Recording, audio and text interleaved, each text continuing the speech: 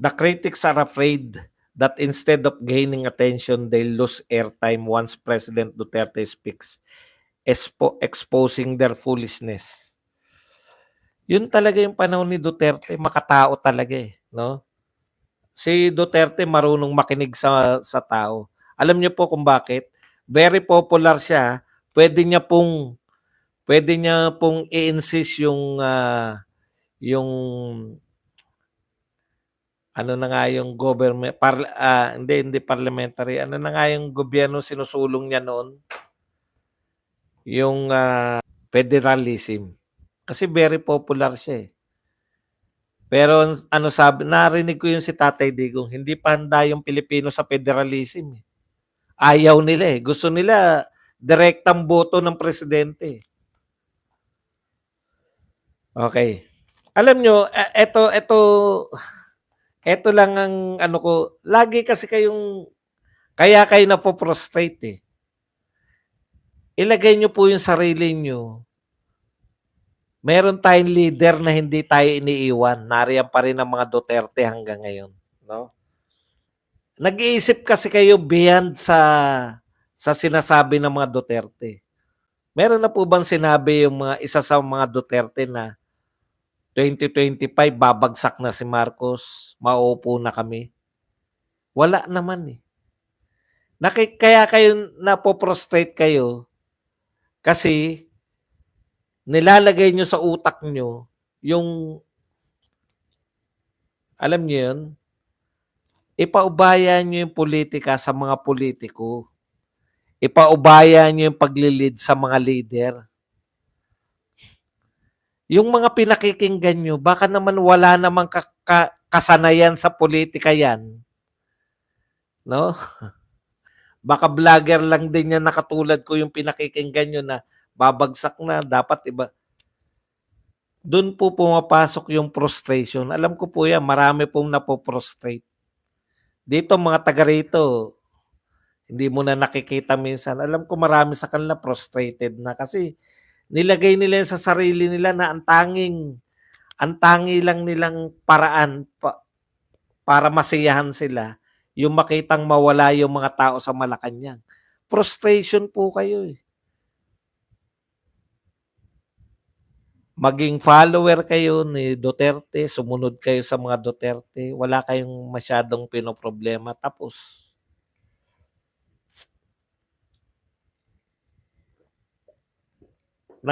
Para kayong mga nagsasabi ng ICC darating na. Wala kayong pinagkaiba sa kanila.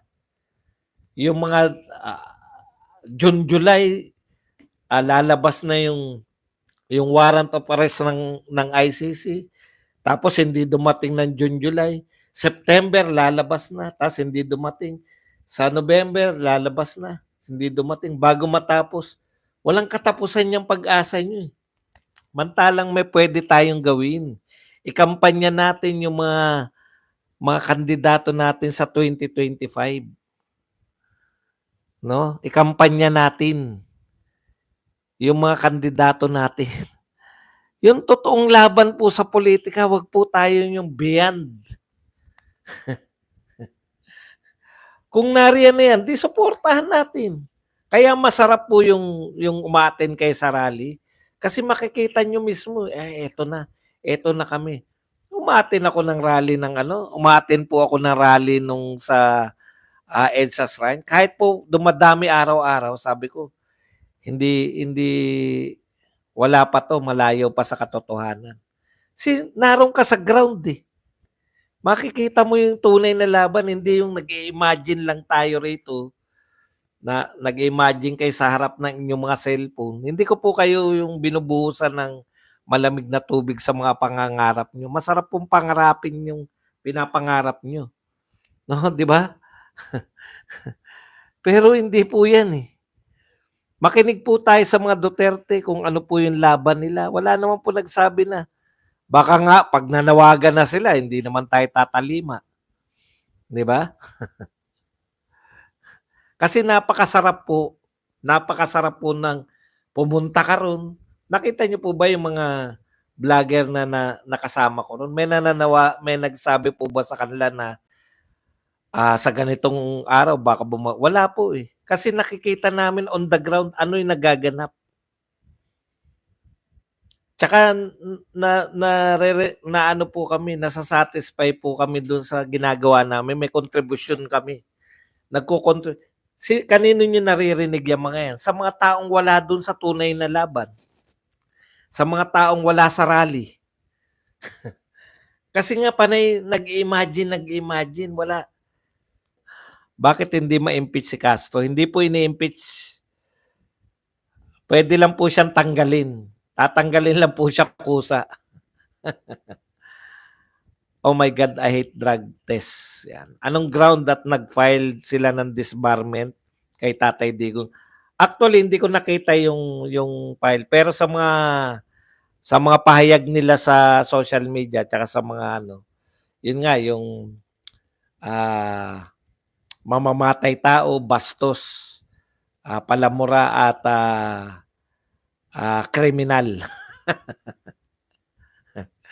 Ayun. Kaya inahanapan sila ni Attorney Panelo na saan siya na-convicted? Saan siya convicted? Wala namang conviction pa si Tatay Digong para tawagin yung kriminal. Blanco ang pinirmahan ni Bangag Jr. sa GAA ang halaga ng proyekto sa agriculture. Good evening, Sir Bads at sa lahat. Doon sa Bad, Sir, good evening. EJK daw yung ground. Migs, Jane Bramlett. Yun nga, di ba? Mamamatay tao, bad mouth daw. Crazy Brooks, MLSO. Grabe ang Cebu, Sir Badong. Halos lahat ng salot dito sa Davao City ay nagsilipatan. Talaga? Doon, mga snatcher at pickpocket dito galing sa syudad namin. Grabe ka naman. Masyado mo naman minaliit yung ano. Pa-shoutout sa airpat ko, sir. Kay Ginoong Nebram. Matsalobi. Shoutout Nebram Matsalobi. Mix Duhina sis MLSO. Maputla na si Marcos sa lahat ng interview. Pa-shoutout sa airpat. Ayan. Mix D. Boss, sinabihan din nila si Tatay Diggs na maging lame duck pero di naman nangyari. Alam mo kung bakit? Tama yan, no? Magiging lame duck daw. Alam mo kung bakit? Kasi meron Sara Duterte na alam natin na next president. At that time, na namumuno si Tatay Digong, ang buong akala natin si Sara Duterte ang papalit sa kanya. Kaya never na magiging lame duck si Tatay Digong dahil pag kinalaban niya, next president kanya pa rin eh. Tuloy-tuloy. Hindi po siya magiging lame duck. Nasa kanya hanggang sa katapusan ng kanyang pamamahala, kinikilala pa rin siya dahil buong akala ng tao si Sara Duterte ang papalit sa kanya. Kaya ka ituturing na lame duck, wala ka na eh. Sino yung next president? Doon na kami. Doon na kami magsisip-sip, doon na kami lahat. Hindi naman automatic na wala na siyang kakayang gawin. Si Joe Biden nga eh. Kahit ilang araw na lang nakapambuisit pa eh, 'di ba? Nakapagbigay pa ng pera sa ibang bansa na nagawa niya pa yung gusto niyang gawin kasi may power ka pa rin eh. Pero yung pagkilala, lalo na ng mga politiko, iba na yung tingin sa'yo. Kay Tatay Digong hindi. Kasi nga, all that time na siya yung namumuno, akala natin si Sara Duterte yung papalit. PM is the key. Hindi po. Ayun na nga eh, no? Nakakapagod po yan. Sabi nga sa inyo, hindi naman po lahat, no? Hindi po lahat ay pinanganak para maging leader. Di ba? Hindi po lahat ay pinanganak para maging mahusay na orador. Sa madaling salita, huwag nyo pong akuin yung mga hindi po pinapaako sa inyo. No? Kaya kayo namumblema at napoprostrate karamihan kasi sa kapakikinig natin, Kalabadong at sa iba pang mga vloggers, naintindihan natin yung problema ng Pilipinas, gustong-gusto natin na magkaroon ng pagbabago. Eh, hindi naman tayo politiko. Ibig sabihin, kasama po sa gawain ng mga politiko yung mahabang pagpaplano para sila manalo eventually. Alam niyo yun? Wala tayong kakayahan na ganun eh. Ito po sinasabi ko sa inyo. Na-realize ninyo sa kapapakinig, na-realize nyo na dapat magkaroon ng pagbabago. Eh, ang problema, wala kayong patience na meron yung mga politiko. Yung patience na 20 years ang plano nila sa buhay o 10 years ahead. Yung ginagawa nila ngayon para 10 years in the future. Yun po yun eh. Kaya ngayon nyo na-realize na dapat magbago, ngayon nyo na rin gusto. O, bakit po cool na cool si BP Sara? Bakit ang ganda-ganda ni BP Sara ngayon? Nakaset na yan lahat eh.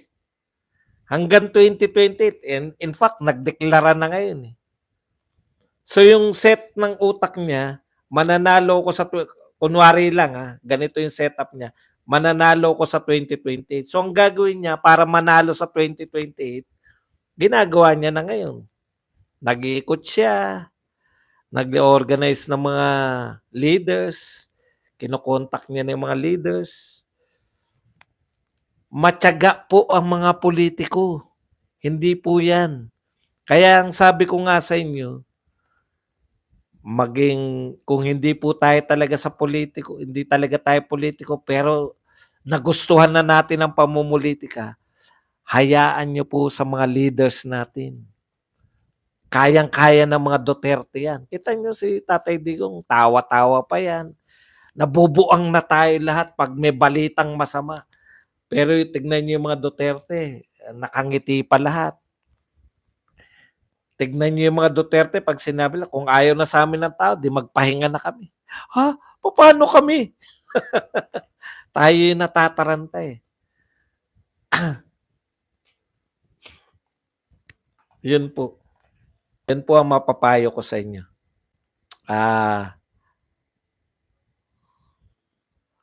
Nasa labas ako ng Pinas. Pero stress ako kay Bangag. Bakit wala bang kakayahan ng mga matatalino at magagaling sa Pinas? Meron po. Kaya nga po mananalo si BP Sara sa 2028 eh. Ang sinasabi ko po sa inyo, very practical po to. Kasi ako, kita nyo, hindi po ako ganun ka-affected. Alam ko na yan eh. May mangyayari araw-araw. Lalabas yan, mga namamaril na addiksyones, nanggagahasa. Yung mga politiko natin, makikita nyo na yung direksyon ng kanilang gusto nila ituro yung wastong pag-call jacks. Di ba? Pero bakit nakakatawa pa rin si Badong? O yun eh. Kasi nga, alam ko hindi ako yung leader eh. Alam ko susunod lang ako eh. Alam ko may plano na yung mga leader namin para manalo sa 2028. Etong mga ginagawa natin, sumuporta tayo, hindi po tayo mamoblema. Hindi natin kaya yun eh. Kung kaya ko yung ginawa ng mga Duterte, politiko na sana ako ngayon. Ang pagbabago sa eleksyon, iboto ang tama. Eh, sino ba ang tama? Di yung mga Duterte. Hi, Migs. Kuya Buds, yung EDSA 1, hindi naman si Cory namuno sa revolusyon, pero siya naupo. Siya po yung kinikilalang leader ng mga nagtipon-tipon dun. Kita nyo po sinisigaw Cory. Hindi naman po kinakailangan ikaw mamuno. Halimbawa po, hindi po si Inday Sara yung namuno. Kunwari po yan, Iglesia ni Cristo. Alangan naman si Manalo yung maging leader pagka natuluyan sa people power. Halimbawa. Alam po natin yung political leader at mga spiritual leader at iba pang leader, di ba? Si Cardinal Sin, bakit hindi siya naging presidente? Eh, alam natin na spiritual leader lang siya. Spiritual leader siya, nanawagan siya ron. Pero hindi po siya kinikilala na na siya yung political leader ng mga taong naroon. Talagang maraming nagbago ng panahon ni Duterte. Yan po kaya kayo hinahanap-hanap niyo. Kasalanan din ni Duterte 'to, eh. Pinatikim niya tayo ng magandang pamumuno. Kaya nung bumalik tayo sa parang time ni Pinoy, ano na 'to, susundan mo na lang o susundan mo. 2022 panalo na si VP Sara, 32 million mandato niya. Panalo naman, ah. Yes, ang ganda ni Inday VP lalong pang-asar sa kanila. Tignan niyo po yung mga itsura ng mga kalaban ni VP Sara, 'di ba? Taas presyo na naman Sir Badong pero taas sweldo wala. Correct.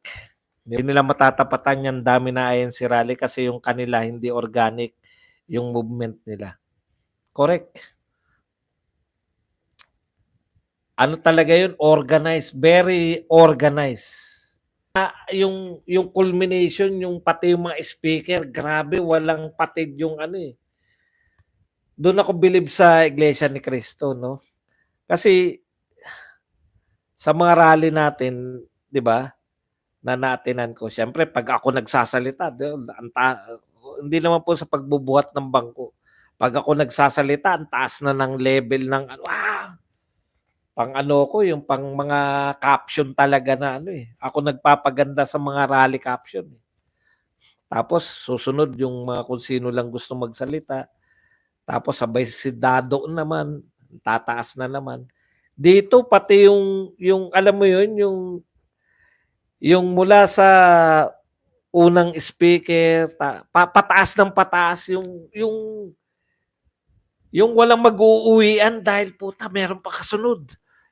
Marcoleta, puta. High na high ka na kay Marcoleta. Biglang susunod si Arnel Tumanan. Puta, sabi ko, grabe tong pag ganun eh. Tapos na. Ha, tapos na? Hindi ka mananawa eh dahil tapos na hanggang sa susunod na pagsama-sama. Ganun yung mga remarkable eh. Tapos na agad. Parang mga napaka-intense na naganap tapos na agad. Magre-remarkable sa tapos na? Sabihin ng kapartner mo, tapos ka na naman agad? Busy ako.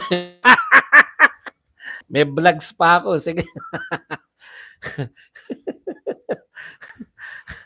Pataas ng pataas yung, kumbaga yung sabay tapos na. Kaya pag nanawagan uli ng panibago rally, putya excited. Okay to. 'Di ba? Sa totoo lang. Ganun po yung magandang organized talaga. Yun ang organized na talagang